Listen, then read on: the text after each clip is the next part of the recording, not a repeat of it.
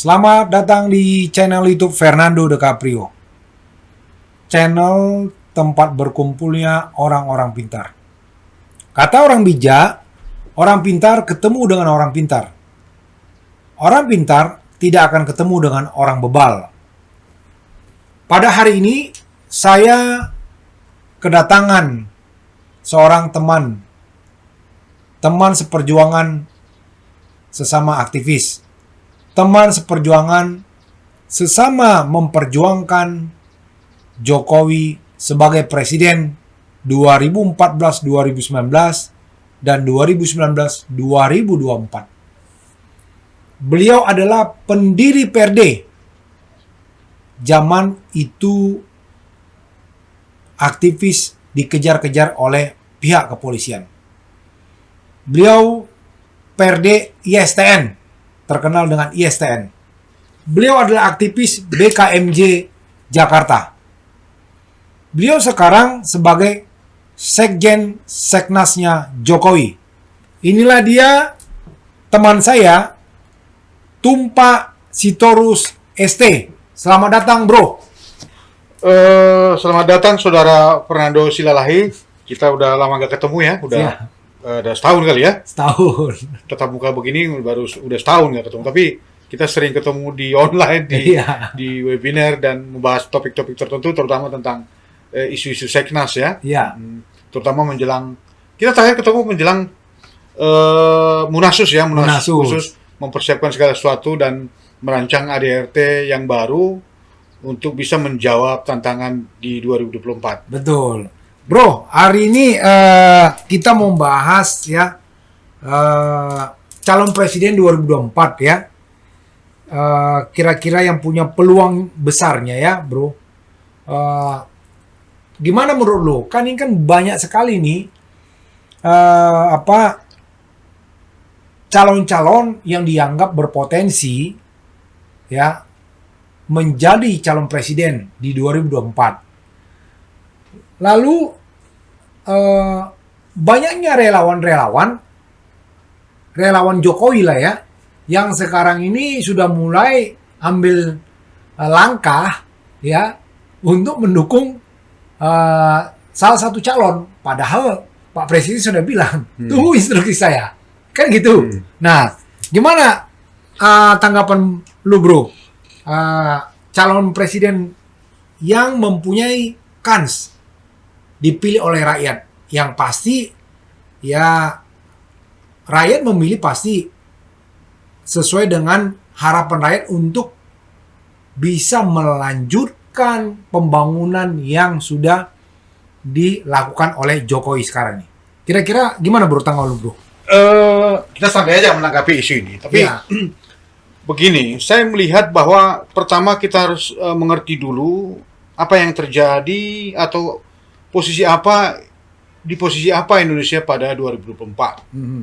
Dalam setiap pergantian kepemimpinan di Nusantara itu selalu dibarengi dengan kepentingan kedepannya apa. Oke. Nah, tapi jangan lupa pada setiap episode itu selalu ada motivator di situ. Ada relawan, ada kerelawanan yang tidak peduli dengan atau tidak punya kepentingan apapun. Ya kalau relawan-relawan Jokowi yang tersisa sekarang kan itu semua hanya posisi untuk minta-minta jabatan aja, nggak ada. Sebentar, bro. Lu bilang tadi tuh relawan yang tidak memikirkan atau ya mengalir seperti itu aja, bahkan mau berkorban. Ya kan, bro? Tapi bahkan sekarang ini malah relawan banyak meminta-minta jabatan. Gimana tuh? Karena tidak memahami apa arti sesungguhnya tentang kerelawanan. Jadi begini, Bung Fernando, sahabat saya yang paling setia, sahabat dengan saya melihat kerelawanan itu ibarat kita sedang berdiri di pagi hari di tepi pantai. Ketika kita memandang ke laut, kita akan melihat ada garis horizon, seolah-olah yang mempertemukan langit dengan bumi. Seolah-olah itu adalah gambaran dari antara penguasa dan rakyat. Kita akan melihat bahwa seolah-olah kepentingan penguasa itu bertemu dengan keharapan rakyat. Mhm. Itu tidak pernah terjadi di Indonesia. Oke. Kenapa? Ternyata kita hanya berilusi. Sesungguhnya yang terjadi adalah bahwa politik kekuasaan itu adalah politik kekuasaan itu sendiri. Anda pasti paham bahwa politik di Indonesia belum pada berbicara tentang nilai atau democratic value, tapi masih democratic prosedural. Ya. Jadi seolah-olah demokratis, pemilu selesai, kemudian bagi-bagi kekuasaan, koalisi. Enggak, itu bukan makna demokrasi. Mhm. Nah, pada poin itu, seorang relawan yang berdiri di tepi pantai itu sebenarnya adalah bagaimana relawan membawa pesan dari masyarakat atau dari komunitas yang dia genggam, yang diharapkan kepada pemimpin masa depannya dia akan berikan. Nah, dengan begitu ada interaksi antara ada harapan yang dititipkan oleh pemilih atau rakyat kepada sang relawan yang diberikan kepada calon pemimpin yang akan berikut atau siapapun itu. Misalnya terjadi juga dengan Jokowi misalnya. Hiruk pikuk relawan dan euforia relawan membentuk kerelawanan. Sesungguhnya tidak semua relawan yang mengerti makna kerelawanan, hanya perkumpulan gerombolan jadinya. Kenapa lu bilang gitu, bro? Karena begini, apakah ada, coba jujur aja, apakah ada relawan di Indonesia, relawan Jokowi, saya bisa tantang Jokowi, Aha. yang secara sungguh-sungguh punya pandangan masa depan tentang Indonesia. Aha. Sekarang Jokowi punya. Dan menuliskan itu, menitipkan itu kepada Jokowi. Oke. Persoalannya kemudian, relawan yang berdiri di tepi pantai itu, apakah melihat apakah ketemu harapan yang dititipkan dengan kepemimpinan yang diberikan atau jawaban yang diberikan oleh seorang presiden kepada konstituennya? Oke. Tidak. Kenapa? Karena ada patriarki politik di situ. Ada politik dinasti di situ. Ada kepentingan para borjuasi nasional di situ. Lalu di mana kepentingan rakyat? Aha. Kerelawanan sesungguhnya adalah mengawal kepentingan rakyat, voters, atau bahasa kerennya itu pemilih. Nah kalau Bung Fernando lihat secara jujur, coba lihat tuh kerelawan itu. Tiap hari kerjanya nongkrong di sekitar istana itu, gitu. Dan itu aja orangnya. Emang lu lihat, bro? Betul. Lu lihat? Iya. Oh. Itu aja. Tapi kalau lu lihat ntar kata orang, jangan-jangan lu juga nongkrong di situ, bro. Gini, saya nggak akan mungkin lakukan itu. Aha. Bung tahu sejak awal 90-an, di akhir 80-an, saya sudah suarakan ini. Oke. Saya bukan aktivis kemarin sore. Jadi kan banyak kan aktivis kan jadi-jadian. Aha. Ayo bikin gerombolan, terus bikin apa nama, kemudian sebut relawan. Aha. Bukan begitu. Kerelawanan itu mestinya adalah bagaimana dia bisa mendefinisikan atau menyerap aspirasi masyarakat, kemudian menitipkan aspirasi itu, harapan itu kepada seorang pemimpin. Itu mestinya kerelawanan. Nah, sebentar, bro. Mulai dari komunitas-komunitas dari mana dia berasal. Nah, sebentar nih, bro. Nah, Ini gua jadi apa nih? Jadi bertanya-tanya, ya kan? Kan tadi bertanya-tanya boleh aja. iya, Gak ada yang salah dengan bertanya-tanya. lu kan relawan Jokowi, Iya. Seknas Jokowi. Iya, Tadi lu bilang lu sekjen Seknas Jokowi. betul. Nah, tapi gua dengar ada juga Seknas Jokowi yang lain gitu loh. Ini gimana sih? Lu bisa jelaskan, bro? Gini. Lu benar dari Seknas Jokowi yang pure atau kayak tadi lu bilang ada relawan-relawan yang jadi-jadian, gimana nih? Coba lu jelaskan. Sebenarnya begini. Iya, itu orang suka nggak suka selalu lihat kan Seknas itu yang mana sih? Aha. Nggak apa-apa. Mhm. Biarkan mereka menilai. Oke. Tapi dari versi kita, kenapa kita Seknas ada seolah-olah ada dua Seknas? Awalnya kan begini. Mhm. Ketika ketua umum meninggal, yang tersisa adalah sekjen. Mhm. Waktu itu menjelang pemilu periode kedua, kita bilang ngapain sih sibuk-sibuk mau bikin munas? Udah sekjen aja udah. Mhm. Lanjutkan ke pemimpinan. Tapi Tuhan juga berkehendak lain. Saudara kita, sekjen kita, yang kita daulat seolah-olah jadi ketua umum, dia jadi tumpuan semua harapan oleh teman-teman seluruh Indonesia, dipanggil Tuhan juga karena COVID. Lalu yang tersisa siapa? Ada dua, yaitu ada dua wakil ketua, yaitu Seredia Tambunan sama Pramu Cahyo. Selama itu kepemimpinan tidak ada. Cuman waktu itu memang Sereida melihat bahwa saya hormat pada beliau. Dia bilang, ini nggak bisa, nggak bisa, kekosongan itu harus diisi. Itu namanya dalam bahasa Latinnya itu pada suatu masa sede vacante namanya. Oke. Jadi di bahasa Latinnya itu sede vacante, di mana ada kursi kosong yang tidak boleh dibiarkan kosong, harus diisi. Maka di ADRT kita memang diatur ada Munas dan Munasus. Maka teman-teman bikin Munasus Musyawarah Nasional Khusus. Itu bunyi ADRT-nya. Oke. Diselenggarakanlah itu. Tentu saja karena dalam kondisi COVID, ya dengan webinar lah ya, dengan online ya, dengan teknologi mempermudah segala hal, ya kita manfaatkan, kenapa enggak? Nah, kemudian orang kan berpikir, oh nggak sah. Buat siapa? Apa urusannya sah nggak sah? Oh nggak ada RT-nya, nggak ada akte notarisnya. Kok berpolitik pakai ADE, pakai apa? Pakai akte notaris. Makin lucu aja. Saya itu Bung ngelawan Soeharto nggak pernah pakai akte notaris. Mhm. PRD ini nggak ada, PRD. Nggak pakai akte notaris, ngapain? PRD nggak ada ya? Awalnya nggak.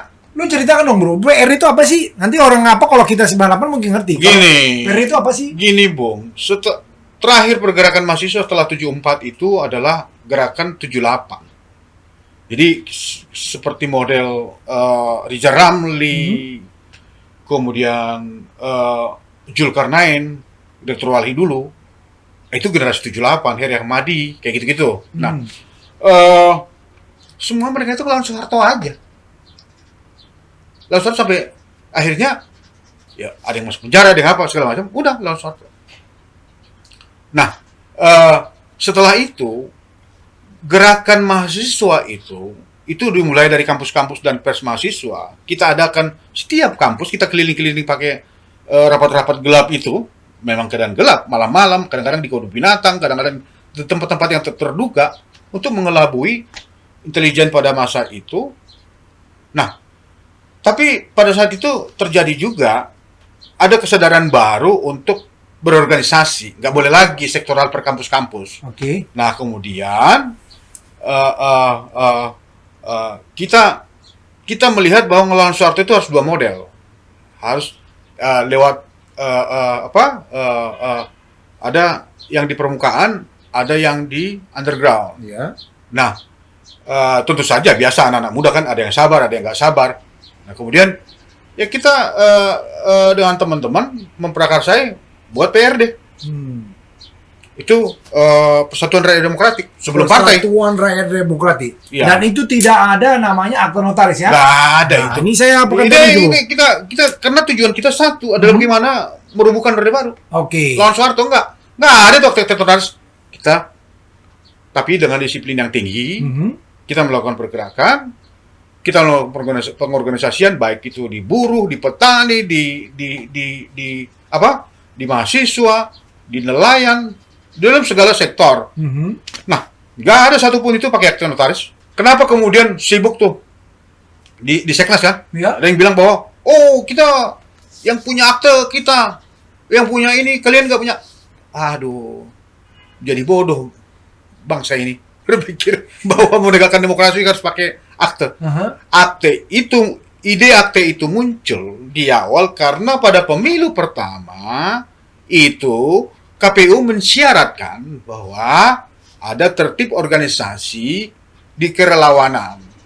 Jadi yang disebut dengan relawan itu harus ada kelembagaannya di dalam bentuk Akte notaris. akte notaris. Hanya itu juga, dan itu juga kita buat itu tuh nggak serius-serius amat, kita bikin aja, ya udah, udah. Tapi di situ juga memang nggak ada disebutkan kongres atau apapun, disebutkan di situ musyawarah nasional dan musyawarah nasional khusus, Munasus. Nah, kemudian kita jalan aja. Apa sesungguhnya yang diharapkan oleh negara atau bangsa pada masa depan. Jadi gini ya, saya cerita sedikit tentang gambaran Nusantara. Nusantara itu dulu dikuasai oleh siapa? Bung pasti tahu, Sriwijaya. Makanya disebut Wangsa Sriwijaya. Kemudian ini berkembang, itu pusat kekuasaannya kemudian ada di sekitar Dieng. Inilah mereka, karya besar mereka, Buddha, yaitu Borobudur itu. Tapi masa selanjutnya kemudian berkembang, lahir Wangsa Sanjaya, penguasa baru. Wangsa Sanjaya itulah yang membentuk Prambanan. Rajanya yang terkenal itu Rakai Pikatan. Pada masa berikutnya, perkembangan Nusantara itu semakin maju berkembang. Ada sesuatu yang terjadi misalnya dengan bencana alam, Gunung Merapi yang menutup semua kedua sisa kerajaan itu. Kemudian Nusantara itu berpindah ke Kediri. Muncul bangsa baru, penguasa baru. Apa yang disebut bangsa Isyana. Lalu berkembang lagi, teknologi segala macam berkembang lagi. Makin jaya itu Nusantara, berkembang lagi. Muncul Erlangga, Singosari, kemudian apa yang terakhir? Watikta atau Watikta. Orang selalu bilang Majapahit. Majapahit. Bukan Majapahit sebenarnya, tapi Watikta. Oke. Nah ini Wilyatikta. Nah ini berkembang. Kemudian muncul Nusantara oleh Bung Karno, oleh Soeharto. Selanjutnya itu punya tantangan sendiri. Bagaimana SBY pada pasca reformasi, bagaimana kita keluar dari krisis ekonomi global akhir tahun 2000-an ya, 98, 97, 2000-an. Kemudian Jokowi mulai berpikir tentang infrastruktur. Nah, pasca Jokowi apa? Tapi yang harus saya lihat apa? Yang saya sedang kerjakan apa? Teman-teman yang kerjakan, Bung juga ikutlah, jangan pura-pura nggak tahu. Kita sedang apa? Sedang memikirkan apa yang terjadi. Kita sedang merevisi buku apa yang kita berikan yang kita tuliskan untuk jadi pegangan Jokowi, yaitu buku tentang jalan kemandirian bangsa. Menurut saya, jalan kemandirian bangsa itu mari kita evaluasi lagi. Kita jangan malu bilang, Pak Jokowi, yang ini nggak jalan, masalahnya apa? Dengan catatan-catatan pinggir itu, kita bisa tahu pemimpin masa depan yang bisa menjalankan itu siapa. Baru mencari orang. Bukan mencari orang dulu. Pertanyaan saya, Bung itu pasti orang bertanya dalam channel YouTube saya ini Bung Tumpak nih, apakah relawan sejak awal berdirinya Seknas ini, sejak awal memperjuangkan Jokowi, atau tiba-tiba muncul di tengah jalan yang mendeklarasi gitu loh.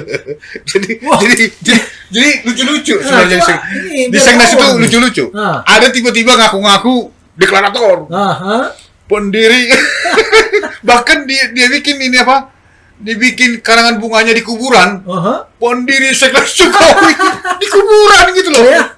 Saya baru tahu itu. Terus model-model turut berduka cita pendiri Seknas Jokowi gitu. Di kuburan aja dia harus deklarasikan dia jadi pendiri. Iya. Kayak begitu-begitu. Untuk apa? Jadi ketawain orang gitu. Nah, terus ada lagi yang ngaku-ngaku apa? Penggagas yang utama dan pertama gitu. Ngapain? Nah, pertanyaan gua nih, Bu. Lu belum jawab, Bung. Lu sebenarnya waktu Jokowi belum jadi presiden, lu ikut nggak? Gue ikut. Jadi gini, gue dapat telepon itu, pilihannya dua waktu itu. Jokowi atau Prabowo. Saya harus, demi Tuhan, saya harus pilih Jokowi pada masa itu. Kenapa? Saya tidak akan pernah memilih Prabowo. Kenapa? Saya punya catatan masa lalu tentang Prabowo. Teman-teman gue yang hilang dan teman-teman gue yang diculik itu teman-teman gue semua. Teman-teman yang Tumpak Sitorus, punya anak, punya saudara, punya keluarga, punya mama, punya ibu, punya kakak, punya tante, punya anak tulang, punya namboro, punya bapak udah, punya. Saya tidak akan pernah mengkhianati mereka. Saya tidak akan pernah memilih itu.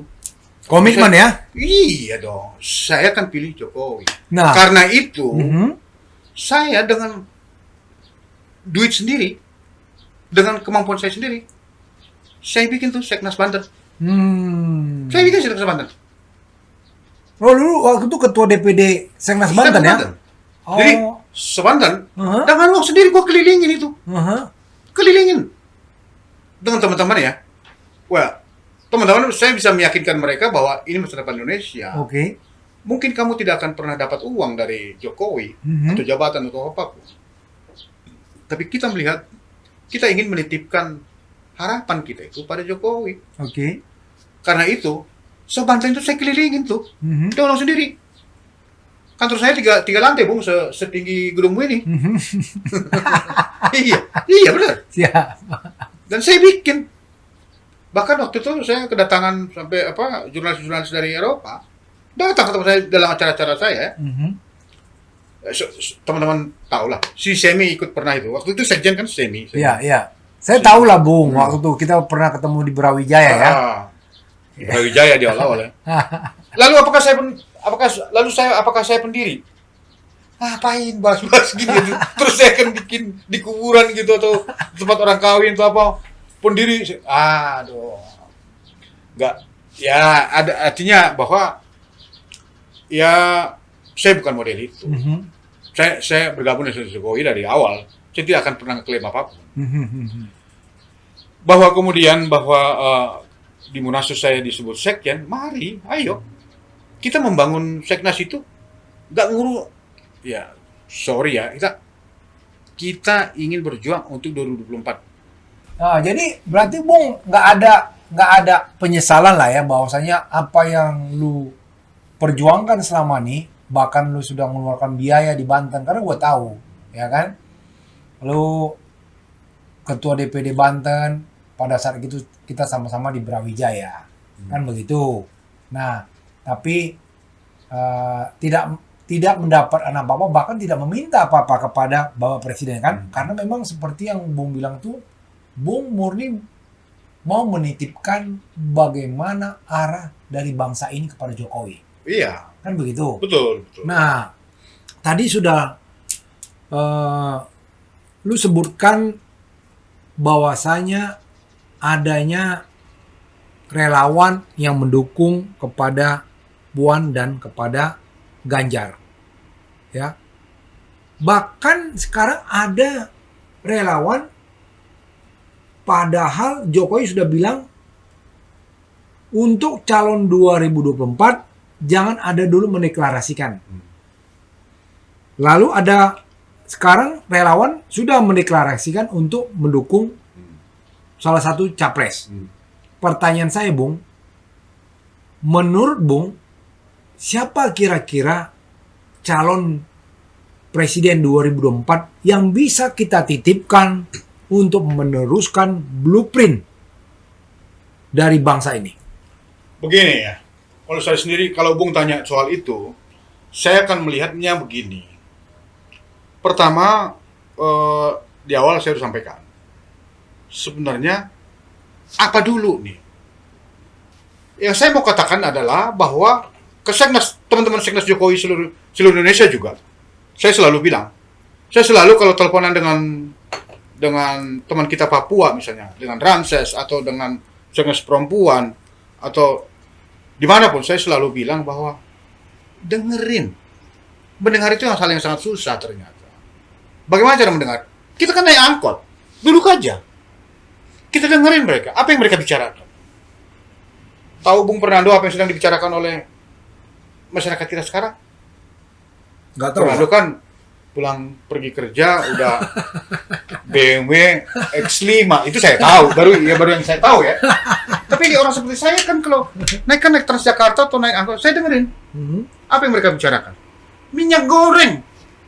Kenapa minyak goreng? Sampai hari ini semua yang ada di angkot itu akan bicara tentang minyak goreng. Karena ada peningkatan harga minyak goreng yang luar biasa. Oh iya. Kenapa? Pantas istri saya pun bilang dibilang, Mbak, jangan pakai minyak goreng banyak-banyak, mahal minyak goreng. Iya, Saya dengar nih. Benar. Oh ternyata gara-gara tuh. Ini berarti Bung itu mendengar langsung dari masyarakat. Iya. Ketika Bung naik di angkutan umum. Angkutan umum misalnya. Kan kita ketahuan. Nih Pak Jokowi ya. Ini yang benar namanya relawan ya. Dia tidak minta jabatan ya. Kalau Pak Jokowi mendengar ya, harusnya orang-orang yang di sekitar Pak Jokowi itu tahu apa sekarang kesusahan dari ibu-ibu, mak-mak di luar sana.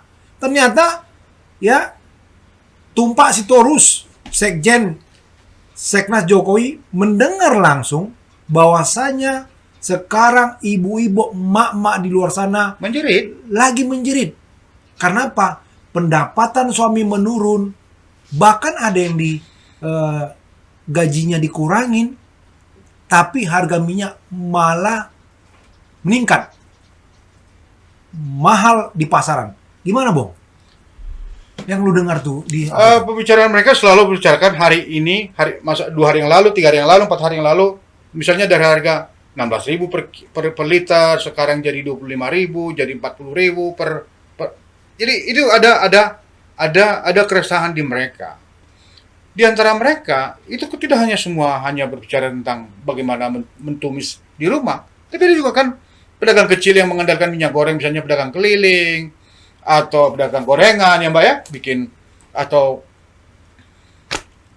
hal-hal seperti itu baru satu. Sekarang relawan-relawan itu ngerti nggak misalnya apa aspirasi masyarakat Papua di 2025 misalnya atau 2024, atau apa aspirasi atau keinginan mereka yang kemarin itu, yang demo-demo itu. Oke? Ada nggak sebenarnya apa sih? Jangan hanya bilang kepada Jokowi bahwa itu adalah kadrun, bahwa itu adalah ini anti Pancasila. Enggak apa. Apa soalnya? Apa yang harus dirundingkan? Dalam demokrasi itu kan di situ. Kita harus merundingkan segala hal. Nah, itu kalau itu nggak terbuka pintunya untuk mari berunding, mari kita bicarakan apa soalnya dari hati yang paling dalam, saling membuka diri, nggak akan selesai. Berarti lu mau bilang, bro, orang-orang di sekitar Jokowi itu tidak peka, tidak sampai berita nih atau tidak sampai pesan ini kepada Jokowi bahwasanya harga minyak goreng sekarang sudah begitu naik drastis. Oh iya, Itu maksud lu? iya, nggak nyampe. Nggak nyampe? Nggak. Yang mereka lakukan itu tiap hari keliling-keliling, habis ketemu menteri ini, ketemu ini, besok muter-muter itu tuh aja. Itu dapat jabatan.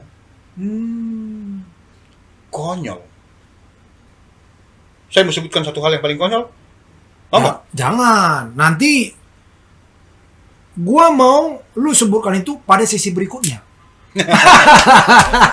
Jangan sekarang. Ada nanti sesinya, bro.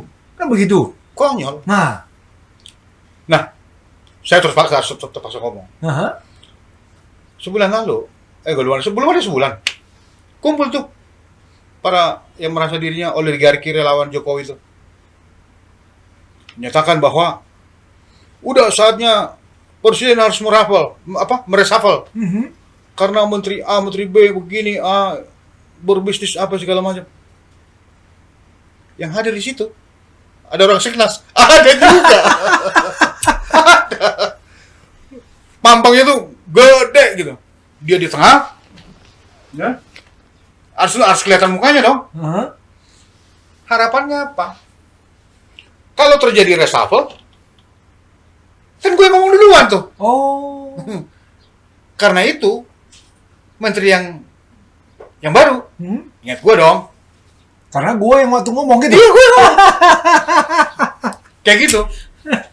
Atau tapi secara etika dalam berpolitik menurut saya sangat memalukan. Kenapa, Bu? Saya sebutkan ya. Di situ ada wakil menteri. Wakil menteri ikut tanda tangan ngomong Pak Presiden tolong lakukan reshuffle. Orang seperti saya, bangsa ini, atau siapa yang bilang malu. Kalau reshuffle artinya dia minta menterinya itu di reshuffle supaya dia dari wakil menteri mudah-mudahan jadi menteri kan? Waduh. Atau ada juga dirjen. Dirjen itu aparatur negara, setingkat di bawah menteri. Minta menterinya di reshuffle. Harapannya apa? Kalau ada menteri baru, posisi gua aman, atau mudah-mudahan gua jadi menteri. Waduh. Secara etika itu nggak baik. Nggak baik untuk apa? Untuk nggak baik untuk generasi berikut. Nah, ada di situ juga komisaris-komisaris itu, komisaris BUMN itu.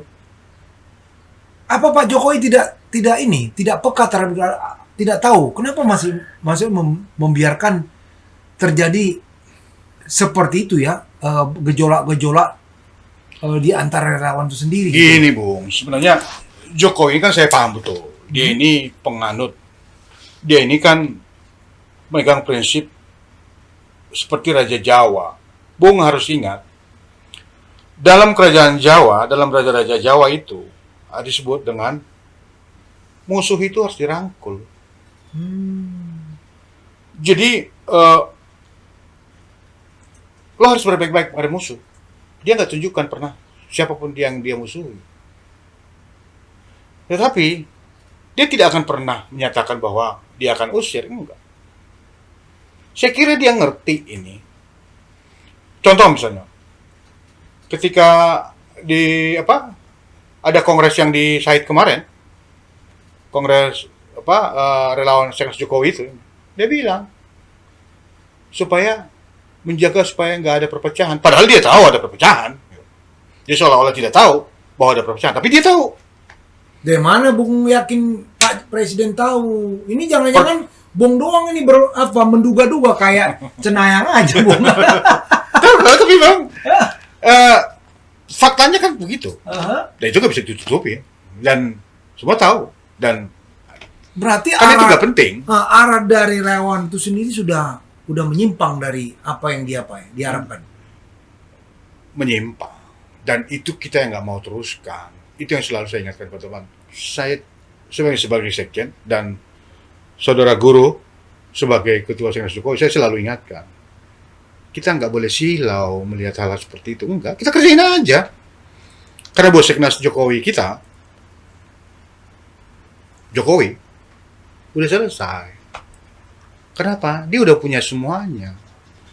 Dia punya aparatur, dia punya polisi, dia punya tentara, dia punya infrastruktur, dia punya ideolog yang dia bisa bayar, atau apapun, dia punya konsultan. Ngapain? Seolah-olah gitu, seolah-olah bahwa kita harus dukung, enggak perlu. Kurang apa lagi itu koalisi partai yang dukung dia. Nah, yang harus saya ingatkan kepada teman-teman relawan, kembali aja ke relawanan biasa. Kita dengerin lagi itu. Apa suara hati rakyat itu? Apa suara rakyat itu? Kita catat. Kita titip, kita lipat dengan baik, kita tuliskan, kita titip dalam amplop, kita berikan pada pemimpin yang akan datang. Ini loh. Aspirasi rakyat 2024. Yuk perjuangkan. Bisa apa enggak? Bukan dengan foto-foto, bukan. Udah nggak zaman. Nah, ini Bung.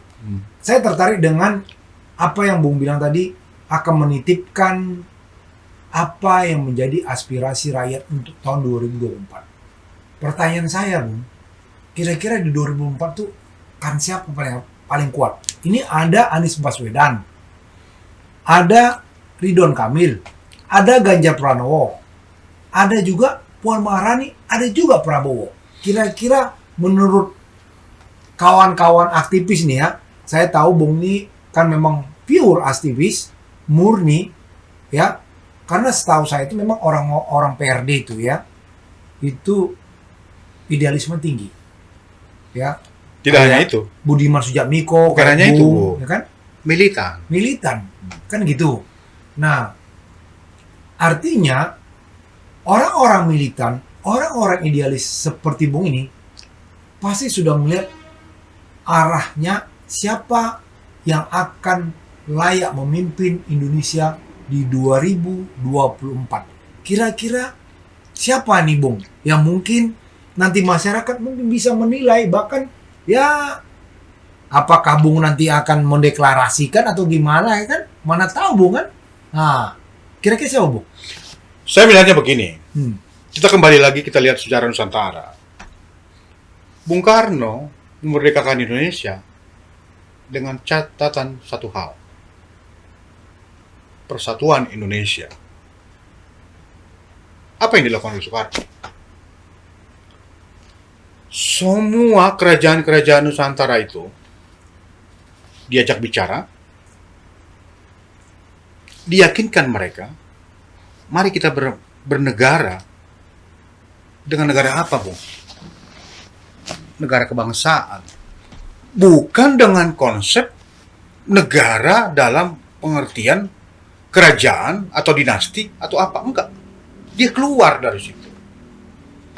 Pada pasca Perang Dunia Kedua, mestinya kalau Thailand misalnya mereka atau apa, dia kembali ke awal dong. Ini kan leluhur gua, ini sistem negara gua atau apa. Enggak. Itu semua disampingkan dan mereka semua mau membentuk sebuah negara bangsa. Nah, pemimpin masa depan adalah pemimpin yang bisa mereformulasi politik kebangsaan itu, negara kebangsaan itu. Nah, catatan dari negara kebangsaan tidak mengenal oligar. Kalau pemimpin kalau pemimpin muncul dari oligar, dia pasti jatuh, dia akan kalah, tidak akan dikehendaki rakyat. Oke. Karena generasi bangsa ini, konsep negara kebangsaan itu, isinya, penghuninya sudah berganti, sudah berubah. Oke. Sudah masuk pada generasi sekarang nih yang paling menentukan ya, generasi milenial. Udah boleh dia bangsa Indonesia, tapi sudah masuk kepada negara global. Berpikiran global. Nggak laku. Kalau misalnya saya anaknya pangeran mana gitu. Pilihlah saya yang paling berhak mewarisi, atau saya adalah putra terakhir dari Raja Majapahit. Nggak laku. Satu itu. Kedua, kita harus melihat tantangan global. Di Seknas Jokowi, ketika kita bikin misalnya jalan kemandirian bangsa itu, pada masa itu, kita belum mengenal apa yang disebut dengan, kita belum mengenal, ekonomi digital, kripto, atau cryptocurrency, yang gitu-gitu ya, belum ada. Itu tantangan masa depan. Setuju nggak setuju? Nah, bagaimana kerelawanan, bagaimana pemimpin masa depan menyadari itu untuk kelangsungan bangsa ini juga, supaya bisa ikut dalam pergaulan ekonomi global. Karena ekonomi itu, ini udah era digital, itu adalah namanya ekonomi mondial namanya. Ekonomi itu mondial, ekonomi itu mendunia. Jadi kalau kita satu produk misalnya, kita mau pasarin atau kita mau produksi, bukan hanya milik kita lagi, nggak boleh lagi berpikir begitu. Begitu klik, pembelinya bisa dari Nicaragua, atau pembelinya bisa dari India, atau dari Nepal, atau dari manapun penjuru dunia ini. Udah satu. Nah, artinya kira-kira siapalah pemimpin bangsa ke depan yang menurut Bro itu sangat layak meneruskan blueprintnya Jokowi? Satu hal lagi ya, kalau pemimpin masa depan itu, atau kalau calon yang ada itu masih berpikiran tentang primordial, atau berpikir sektarianisme, gak akan dipilih. Bung tadi mengajukan ke saya pada 3 nama. Lebih 3. Siapa aja? Ada Puan Maharani, Hmm. ada Anies, ada Ridwan Kamil, ada Pak Browo, dan ada yang terakhir Ganjar Pranowo. Dari antara 5 orang ini kira-kira nanti Bung itu larinya kemana sih? Ini ya, kalau subjektivitas kan subjektif. Boleh dong, boleh. Kalau Itu subjektivitas kalau- tuh sah-sah saja. tapi saya harus catatan ya. Mhm. Secara subjektivitas saya akan menaruh harapan saya saat ini ya pada Ganjar Pranowo. Oke. Kalau saya subjektivitas ya. Subjektivitas ya? Iya. Itu pendapat pribadi ya? Iya. Oke. Yang lain enggak lah. Yang lain Kita belum bisa ya? ketahuan lah. Jadi berarti kira-kira Bung akan mendeklarasikan gitu? Apa?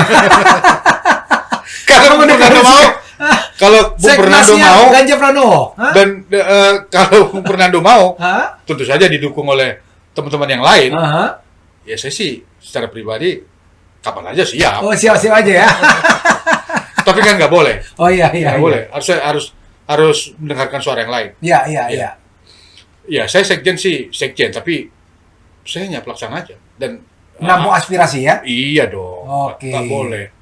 Karena kerelawanan itu gini lah. Kerelawanan itu artinya apa? Politik volunteerism. Politik volunteerism itu bukan berpolitik, bukan. Kalau relawan berpolitik itu namanya relawan politisi, bukan relawan lagi, gitu. Ya ya. Jadi mudah-mudahan apa yang tadi disampaikan oleh Bung Tumpak Sitorus ya. Tadi saya sudah merangkum pembicaraan kami ya. Jadi pertama Bung Tumpak mengatakan bahwasanya yang terjadi sekarang ini adanya mungkin kelangkaan terhadap minyak goreng yang tidak diketahui atau tidak tersampaikan kepada Pak Jokowi. Itu yang pertama ya dari hasil pembicaraan kami.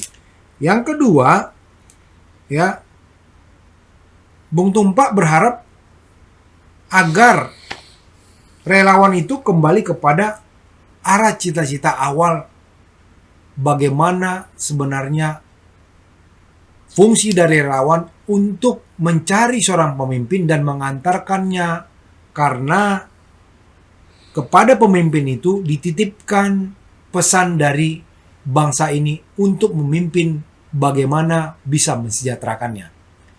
Yang ketiga, yang saya rangkum di sini bahwasanya apa yang kami bicarakan bahwa presiden ke depan adalah presiden yang bisa memimpin bangsa ini meneruskan blueprint yang sudah berjalan dari Presiden Jokowi. Ya, kepada Pak Jokowi kami berharap dan terus menitipkan bangsa ini ya agar apa yang dicita-citakan, apa yang diharapkan masyarakat kepada Bapak bisa teruskan sampai akhir kepemimpinan Bapak di 2024. Bung, apa yang bisa Bung sampaikan kepada para pendengar channel YouTube Fernando DiCaprio ini, karena channel kita ini ternyata setelah dicek oleh produser kami, ini penontonnya sudah sampai ke Vietnam. Mungkin itu di sana ada Migrant Care ya, bahkan di Belanda ya, karena ini orang Indonesia ini di seluruh dunia ada. Ya, jadi ternyata pendengar channel YouTube Fernando DiCaprio sudah sampai di Vietnam dan di Belanda. Apa yang bisa Bung sampaikan ya terkait dengan channel ini dan juga bangsa ini, gimana arah politik bangsa ya? Karena channel ini bukan channel hoax, ini channel politik dan hukum. Bagaimana kita membangun peradaban hukum dan politik kita ke depan melalui channel ini? Selain subscribe, komen, Oke. share. Selain itu saya harus katakan bahwa para penonton channel ini senantiasa harus belajar politik dan berpikir kritis, update, dan aktual. Karena dengan begitu kita bisa mengikuti day to day perkembangan bangsa ini. Jadi saya yang sampaikan itu aja. Untuk apa arah politik kita gimana? Kan Bung sebagai sekjen ya, mungkin bisa Bung sampaikan kepada Pak Jokowi ya, yang Bung pernah memperjuangkan beliau di 2014 sebelum presiden dia duduki sebagai presiden. Kalau sekarang orang memperjuangkan dia di 2019 kan udah tinggal ini kan, udah karpet merah gitu.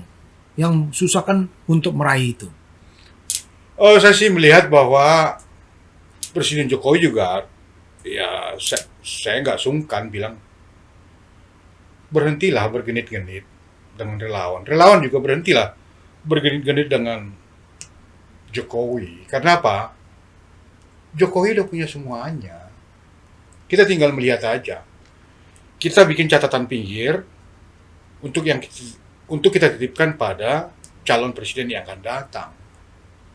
Itu aja. Nggak perlu lagi yang begitu-gituan. Kenapa? Karena kerelawan itu, politik volunteerisme itu harus senantiasa bersama dengan rakyat, mendengarkan bersama masyarakat. Nggak perlu lagi tiap hari merhubung di presiden, dari kementerian ke kementerian, bahas gosip, isi surat reshuffle lah, nggak perlu lagi. Itu genit-genitan namanya. Mari kita kembangkan kerelawanan itu, kita majukan, kembali lagi. Toh juga nggak ada gunanya lagi. Jokowi juga tinggal berapa? 2024. Praktis 2 tahun lagi. 2 tahun lagi. Dan 3 bulan ke depan, saya kira tahapan pemilu udah berlangsung. Iya, iya. Nggak perlu lagi. Nggak ada gunanya. Oke. Oke. Karena sudah di penghujung acara kami, di akhir sesi saya selalu membagikan quote dari negeri Tiongkok. Ini terkait dengan apa yang disampaikan oleh Bung Tumpak kepada Bapak Presiden. Ya, pesan dari seorang relawan yang pada tahun 2014 telah berjuang memperjuangkan Bapak. Tapi Bung Tumpak tidak ada berpikir untuk masuk ke dalam struktur apapun itu, mau jadi komisaris dan lain sebagainya. Dia hanya menitipkan bangsa ini supaya bisa terus berjalan sesuai dengan harapan cita-cita sebelum Pak Presiden menjadi Presiden 2014. Quote-nya dia katakan seperti ini. Setiap kebenaran bermakna tetap dan nyata. Tujuan belajar adalah memahami semangatnya dan bukan hasilnya. Ya, di sini maksudnya ketika Bung Tumpak, saya dan relawan yang idealis berjuang dengan jeripayah, tapi hasilnya tidak perlu harus dinikmatin oleh Bung Tumpak dan lainnya relawan yang idealis untuk mendapatkan jabatan apapun di Republik ini. Itulah idealisme seorang relawan. Ya, itu aja yang bisa saya sampaikan hari ini. Jangan lupa tetap stay tune, di subscribe, like dan komen di channel YouTube Fernando De Caprio. Thank you Bung untuk kedatangannya. Tetap semangat. Tetap semangat. Ya, dan jaga kesehatan supaya nanti kita bisa ketemu di sesi-sesi lain, dan gue minta lu bisa mengisi channel YouTube gua. Thank you, Bung. Thank you Bung ya. Yuk.